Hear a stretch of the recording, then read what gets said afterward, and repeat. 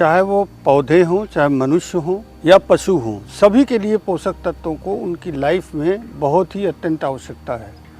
इस तरह से हम पौधों की बात करते हैं ये कि हर पौधे को लगभग 17 एलिमेंट्स जो है पोषक तत्व आवश्यक होते हैं। इनमें कुछ पोषक तत्व हैं जैसे कार्बन, हाइड्रोजन और ऑक्सीजन।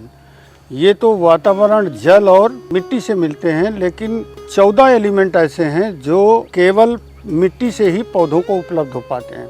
इनको भी कैटेगराइज किया गया है। जैसे पहला है primary nutrient nitrogen, phosphorus, potash, और secondary nutrient calcium, magnesium, sulphur, और फिर 7 हमारे जो हैं जिंक, कोबाल्ट, मैग्नीज, क्लोरीन और कॉपर, ये सारे के सारे, बोरान, ये सब जो है सूक्ष्म पोषक तत्व होते हैं जिनकी आवश्यकता पौधों को कम होती है, लेकिन इनकी दैनंदिनी में सूक्ष्म पोषक तत्वों का भी बहुत ही अनिवार्य महत्व है। तो इस तरह से पोषक तत्वों की कमी से बहुत सारे पौधों में बीमारियां हो जाती हैं। ऐसे पौधे होते हैं जो ऐसे लक्षण प्रकट करते हैं कि लोग समझते हैं कि ये जो है बीमारी के लक्षण हैं, जबकि ये बीमारी के नहीं है। पोषक तत्वों की कमी के कारण बहुत सारे लक्षण हो जाते हैं। जैसे लोकल एरिया में यहाँ पर कानपुर देहात, कन्नौज और फर्रुखाबाद में पोटैटो में 50-60 दिन में जब ज़्यादा से ज़्यादा उसे पोषक तत्वों की आवश्यकता होती है तो ये लक्षण उनकी पत्तियों में प्रकट हो जाते हैं और उनको अलग अलग नामों से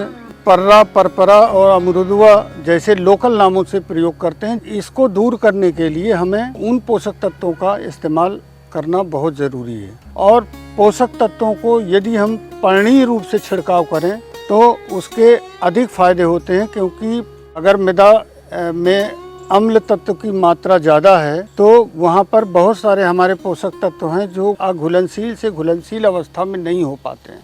ऐसी कंडीशन आने पर अगर हम पर्णीय छिड़काव करते हैं तो सीधे जो है फ्लोएम के थ्रू बहुत ही आसान और कम लागत पर पोषक तत्वों को हम पौधों के अंदर पहुंचा देते हैं।